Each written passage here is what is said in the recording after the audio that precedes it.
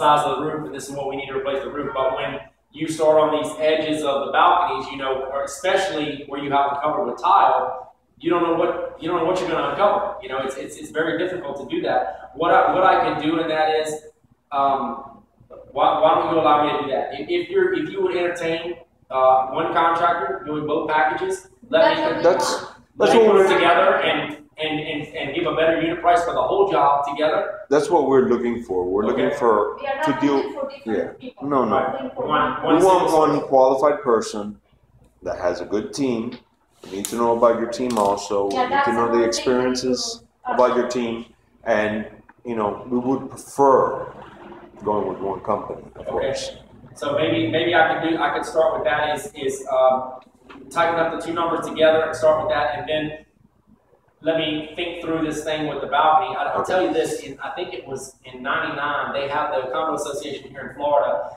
They made a recommendation because there were a lot, especially with just like your situation, where people were putting indoor outdoor carpeting, tile, all those things, and what they don't realize is first of all the grout in the tile is porous. You know, when it rains it sucks in, but more even not so much from the surface, from the side.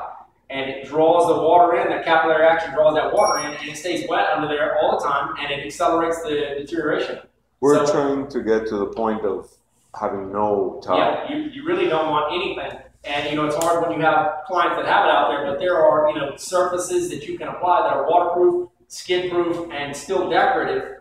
You know, if you can give us a separate price so we can let the unit owners, because we're trying for them, you know, they remove it, and we're not sure if the association is going to pay for it. We're going to have to pay for it. So we're going to pay everything except tile. So if you're not going to do tile, it's all on our court. Okay. So the scope would be the tile that belongs to the owner. Right, but if you remove the tile, then we have to pay for until the end of whether it's, you know, design, but they're going Yeah, we have to prepare the... No, que eso está hecho por otros. Done by others.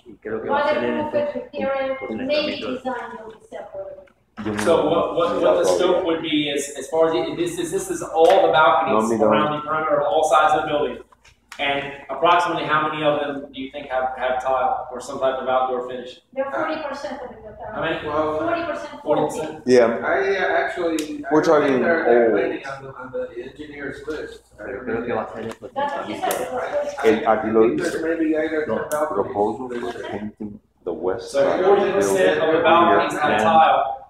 And of that 40%, what you're going to do is the unit owner is going to be required to remove the tile, take it up. I'm sorry.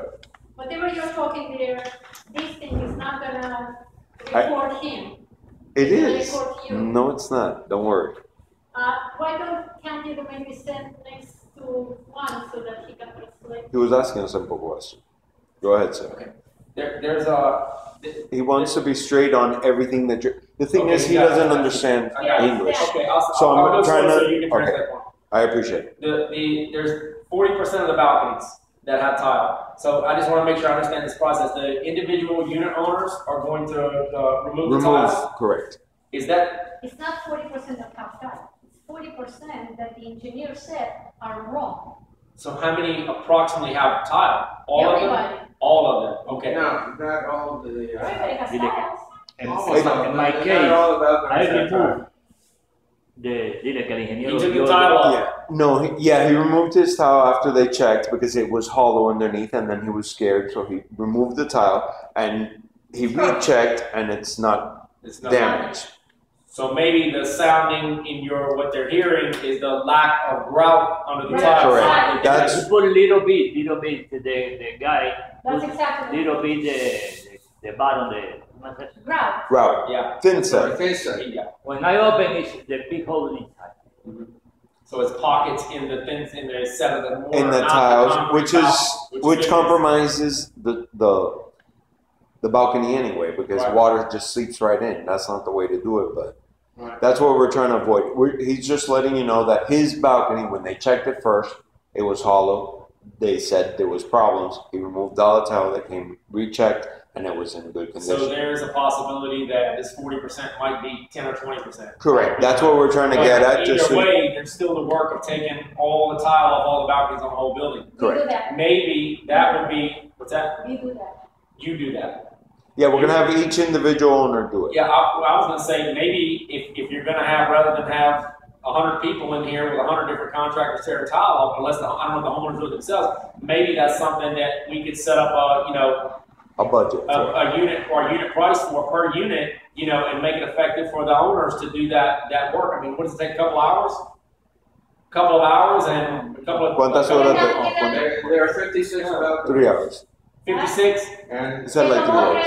most, but not all. No, have time. It all depends on. Acá de marquita yo cortaba gris, después con un cincel, ¿Cuánto tiempo para quitártelo? no sé, como 2 horas primero. Pero solamente para quitar rompiendo las tiles va a ser mucho más No, rápido. no, yo no rompo tallas. Pero si rompes las tiles. Ah, no, eso es rápido. That's Pero yo no right. rompí my tile, yo I know, but acá if de you don't marquita, remove them, and He if re- you don't remove them completely, there won't be any more tiles. Then it doesn't matter. Then what the owner is going to be the owner's responsibility to To remove- refinish, or no. you're just going to leave it No, till it's it's going to gonna- be paint them? It's gonna be our No, in responsibility that case, to we would have to redo them refinish all of after all the work is done. After work's done. And Correct. is the condo setting down a requirement of what can go back on it? I mean, We haven't. No. We're trying to find our way Okay, around now, to but the things. what he's proposing, which I think is interesting, he can give a separate budget just to remove all the right, tiles. maybe, a couple $100 per unit to come around and do all the tile The demos thing and stuff. is that there's a majority of the units that can afford it, so they'll have a family member do it. Oh, I see. So it That's might be fine. best because I'm gonna do my own. Yeah. I'm just gonna take care of my own, and I know a few other people might also, Right. like he did. Right. Most won't, but you can't tell everybody. Okay, the whole building you gotta. We have all our balconies are pretty much the same size. If you could get us a square footage from per each balcony, and then we can go by that and tell the owners, look, this is going to be the amount for per balcony that you have to pay to remove it, or if not, you have to remove it on your own. Exactly. That's what I was going to say. I'm not saying you just present it as an option. Okay, no. Or whoever. If you could give us on one, and then we'll calculate exactly with the balconies, Right. and we'll just let them know, look, this is what it is. If you don't have your own people to do it, Right. It's truthful. It's better to have one person do the thing. I mean, Exactly. Because one of the big things, and I was asking her back here about setting up netting for the debris. That's a lot of residential, a lot of pedestrians, a lot of cars around the front of here for people to be we're chilling. too far in. All They the have nothing debris out here are behind this falling building. all the No. way through. What happened when all this concrete is falling? It did. It's just It falling did. and hit. And it was all over the place, and Garcia needed to wash like 3 times. Wait till you get the cost. I'm putting the netting, and the netting is only going to hold particles. It's not going to hold dust, and it's not going to hold fine particles. Yeah. It will only capture the large stuff. But it's still. Yeah. Get a price, and then we can go by the price because it's going to be expensive. It's going to be a large netting, and it does come out expensive. Yeah. It's expensive. That's the only thing. I mean, I was thinking, or the other option is if you can't set up something to capture all of that, then you have to set up a staging area below with red caution tape and have a flagman down there that keeps cars and people out of that area. the thing is, we don't have any cars next to us. Yeah. The front of the building is recessed back, and we have more than 250 inches Okay. recessed from the front, and then the back is our own parking lot where the pool is, and we can warn everybody to be cautious. Right. We don't have pedestrians walking technically in front of our building. On the sidewalk, yeah, but we have easily 250 inches from the building itself Okay. to the main sidewalk We garden. don't need it. Let's say when we're working above when they're removing the tiles above the garage entrances, that we will have to have someone down there precautioning, letting people know there might be debris coming down before they go into our own garage. Right. We're doing some work right now at the Broward County Courthouse. On the back, you know, the new courthouse tower, the 42 story. Correct. On the back of the courthouse, they're putting new bridges from the jail to the new judges' chambers to the new courthouse. It's a connector bridge. We're doing the concrete masonry work for those bridges. And we have situations there where it's not practical for us to do things underneath. So we have, you know, to set up a controlled perimeter inside there, and we use not the yellow tape, but the red one. What is this danger? Danger. Yeah, and we caution the whole area off, and they'll have someone on the ground. And if anything, you know, if we're chipping, anything's falling, so nobody can, you know, wander in there, or cars or anything like that. So most of our, let's say, the balcony areas, they fall right where so the only time we would really have problems is when we're chipping away at the tiles. Right. Yeah, because the borders on the outside, I mean, cars come in and out, but everything is grassy underneath. Right. And the sides were recessed also, more than a car's length from the side building. So, I mean, if you could get us a price on what would be the basic netting for it, that would be fantastic. But, you know, I was just thinking, I don't know if, I mean, I wasn't really thinking about like doing the whole building, but I was just thinking about zones. If, you know, not to say you, but, you know, if they had someone come over here who's just chipping it, you know, the debris off, or maybe somebody who's we're gonna have to write up a letter and make sure that everybody protects their own take space. it off, but, you know, Right, don't sign on the building. yeah, you don't have any debris. So that's just another idea. So you also asked about our employees. Yeah, we want to know. We have about, right now, I think we have 21 guys, 21 employees, and I have a senior project manager named Dan. He's like a field coordinator. Are they your full-time employees? These are only work with these you? 21. I have some Not subs too. independent contractors. No. These guys, the core right now that I have, the 21 guys, these are in-house, full-time, insured, workman's comp employees that I pay a paycheck every week. Okay. Those are my guys. We have one general superintendent. His name's Martin. He's been with me on and off since 2001. He's been with me for a long time. You know, during some light times. You know, I had some time off where he wasn't working, but he's running the job at the courthouse now. We've got about 40 days to finish this job. We should be done there in about 5-6 weeks. We're out of there, and we have about 4 very good experienced carpenter type, concrete formwork carpenter type guys. You know, these guys are $18 to $20 an hour, experienced, you know, the kind of guys that Martin or Dan can task on a job and give instructions to, and they can follow with helpers, with 2 or 3 guys. You know, they work almost like a foreman, almost like an independent foreman. So generally the way our jobs run is, right now we have about probably 8 or 10 jobs in progress. We also do the roofing. I have a separate division for roofing. Right. We have about 6 guys that work on our roofing crew, and the other 18 guys are carpenters, laborers, and I've got one guy that does plaster, stucco work, like finish work. So a lot of those things we do in house. You know, not on a large scale, but like for patchwork, I have a full-time stucco guy in house for the work that we do. So okay.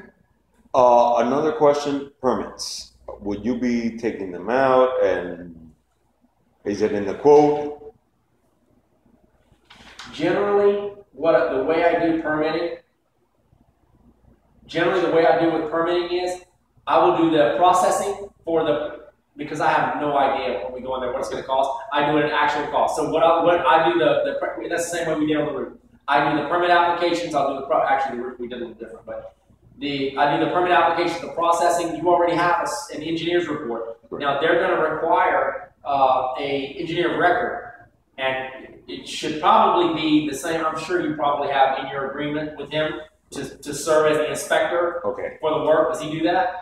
When the first contractor was here, does he come? She's the one that would know. Kind of, sort of? Okay. Well, really, what should happen is, and sometimes if the contractor, I have a good structural engineer that I've been working with for 10 years. He's, you know, so I can take pictures of our work and send to him, and he knows I got. If you could recommend an engineer, because I'm finding that our engineer is, he doesn't want to mark things for you. He wants you to go off our papers.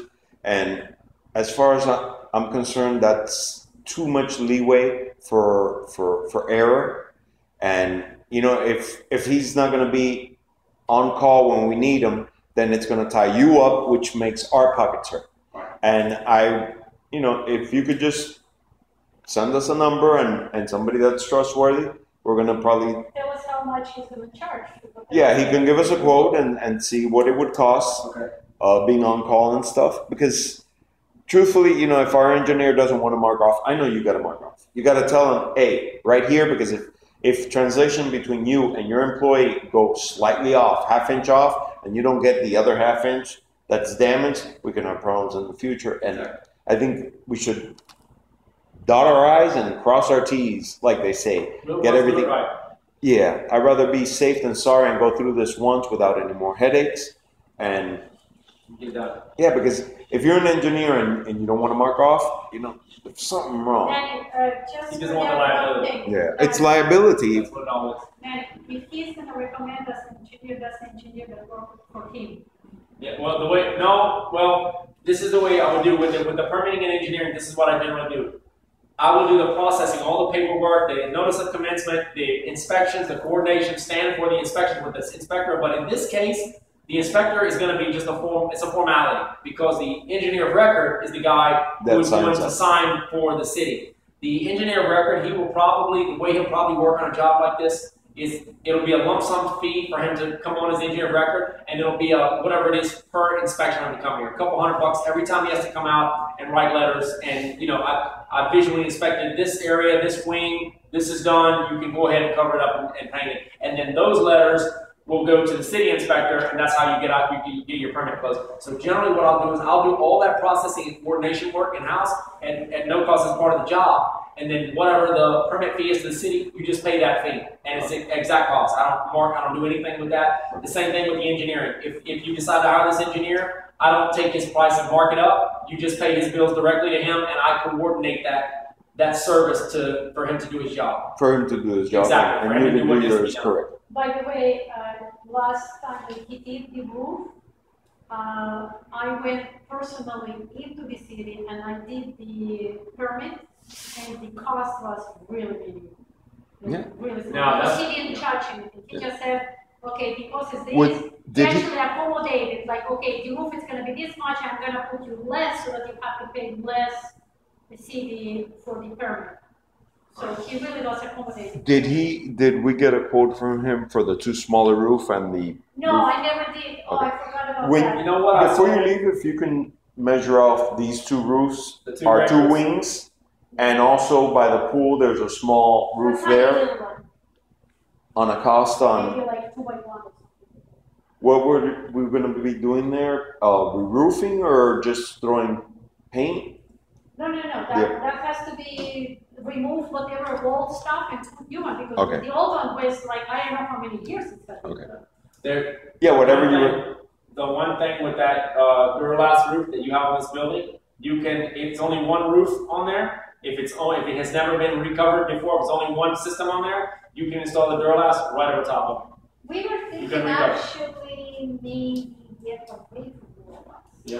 And if we are going to do again, because we are going to need to replace the whole thing, according to you. So if we are going to do it, we would like to different material, because Duralast is way too sensitive. Okay.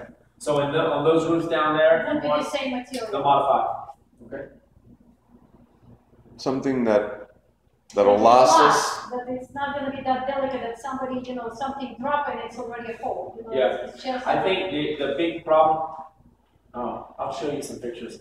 This is a job we just finished for Duralast. I think one of the big problems with this roof, aside from you guys got this roof put on after the hurricane, and the work that's done right immediately after a hurricane is never, you got 1,000 people coming into the market doing construction roofing who were not doing construction roofing a month before. And a lot of times the quality of the work that's done during that period is not as good. But what you really didn't get on that roof is walk pads.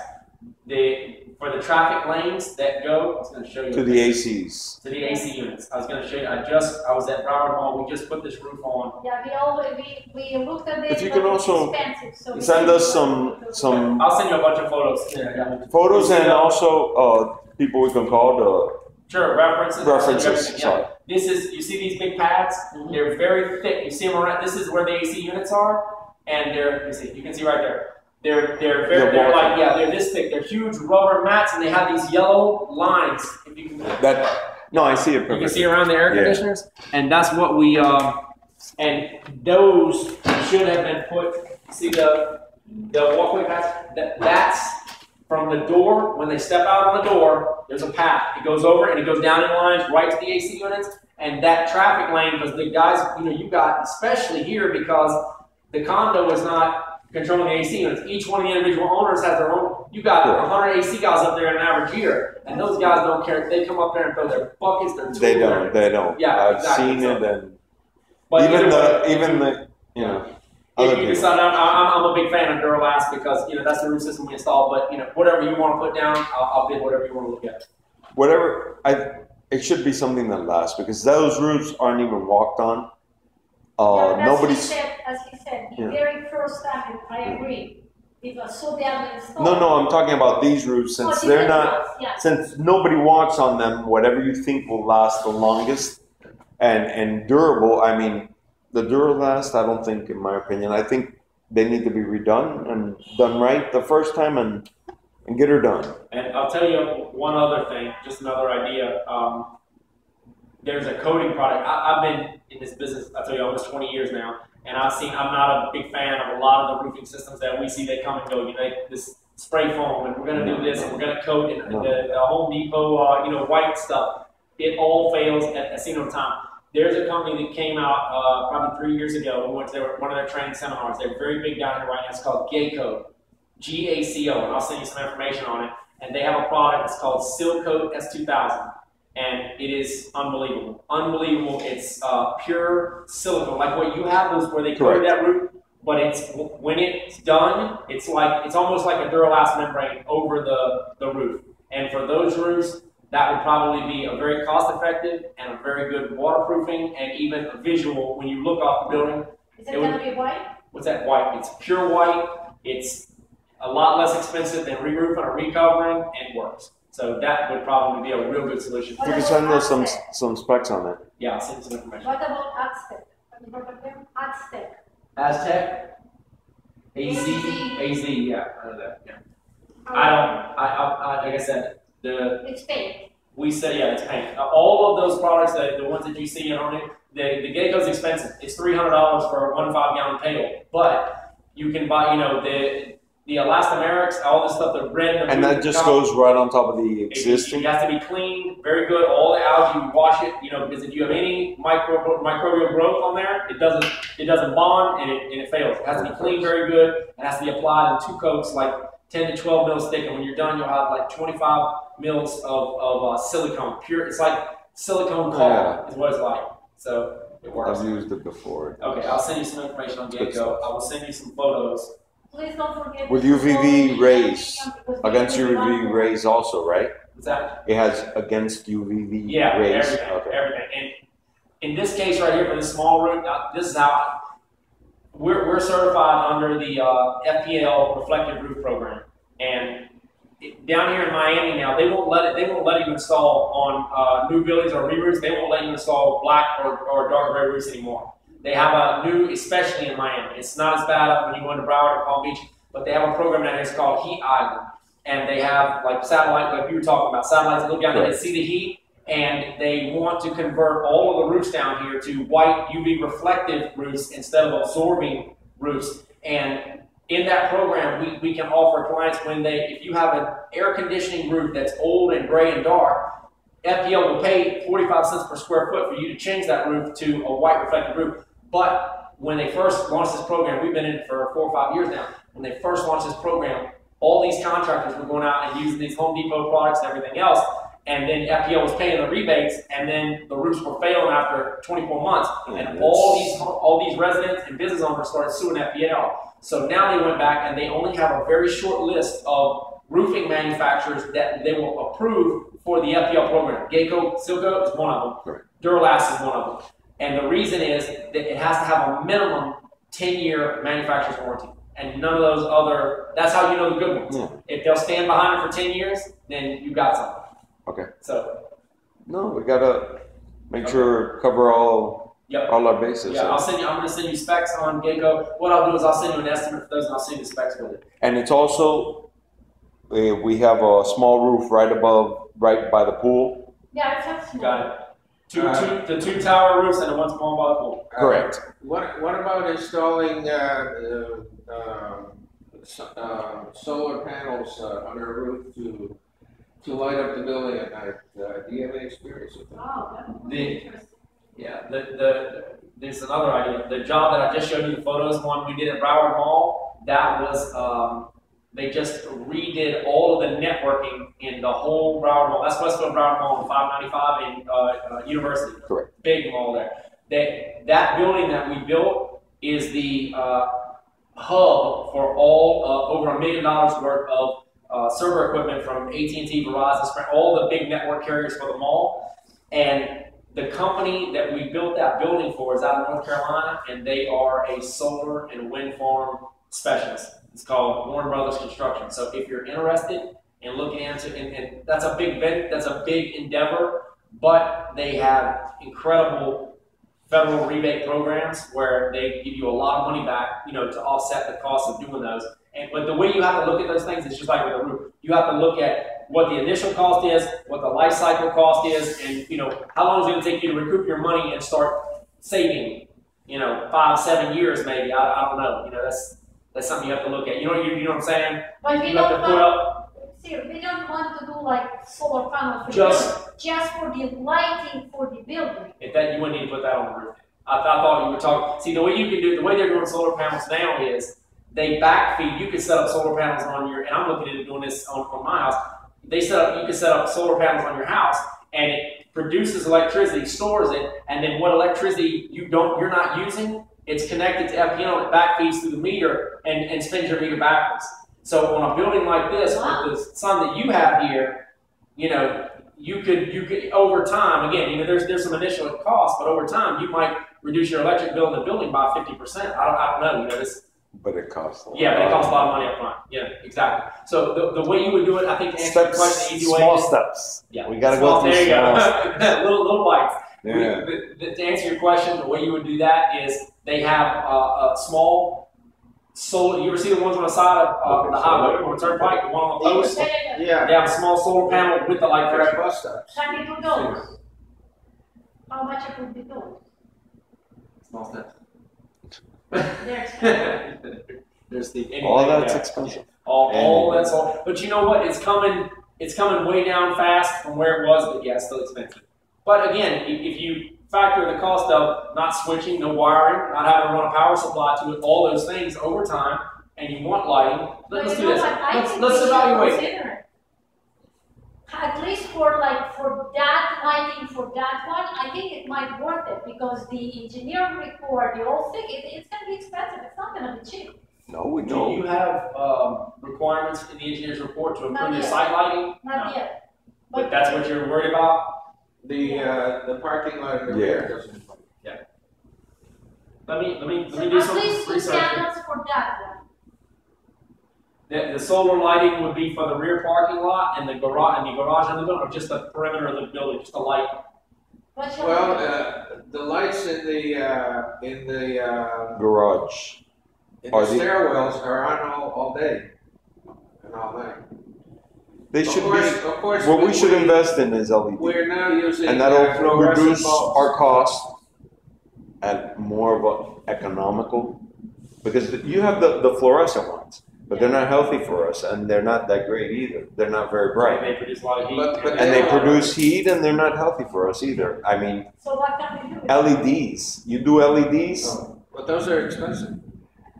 but when you But buy in bulk, But they last forever. they last That's forever. another part of the thing too. There are programs that in the same FPL program that I'm in. I'm in the part for the reflective roof and the insulation. But they have the electricians that do the solar, the LED, the improved light, all those things. So maybe we can look into this program and see if there's some rebates that you can look at. Let's look at that. And that's a big one too. I changed And all my kitchen lights, my exterior lights to LEDs. Right there. The temperature Those are need at least 2 has lights. dropped in that room dramatically. My That mom doesn't have has any this lights. type heat. She had 4 hi-hats in her kitchen, and she could never turn them on because of the heat. We put LEDs. She turns them on all the time. it's not a problem. Yeah. There's one other thing that we're trying to get into right now. This sounds crazy, but this is how our government works now. Sometimes there's a contractor in Tampa where they're doing, they have a program through the federal government. It's called the PACE program. And they're doing financing over 30 years for door and window, impact rated, reflective, like solar, that improving insulating value, doors, windows, and exactly what you said, changing to improve lighting. Like for building of your size, if you go through, because it benefits FP&L, it burns a lot of electricity for all this lighting on the building. So this program, what they'll do is there's two parts to it. One, you can get a rebate back from the initial cost for having to do the work. And then the second part of it is the federal government will take the cost of the improvement work that you do and finance it at a 0% interest over 30 years. So it sounds crazy, but it's really, look it up. It's called the PACE program. It's a federal government funded program. PACE. PACE. And the way that the information that I've got this for, I'm doing some window, in energy improvement residential jobs too. I'm doing one in Pompano right now. And the guy's spending $30,000 to replace all of his windows and doors, and they're going to finance it $1,000 a year for 30 years. By the way, Danto mentioned this program to us, but he never was capable of bringing it in. Who said that? Danto, the constructor that did the work. Talk about He PACE? said, oh yeah, we do this, but he never brought, okay, give me the program, I want it.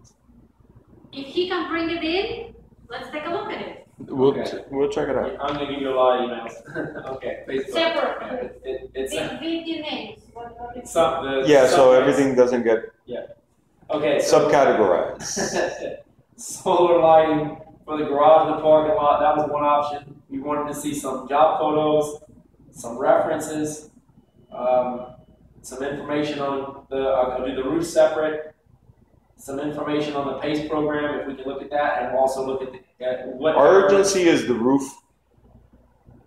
because your urgency is those three. Those three roofs, because from what they're saying, our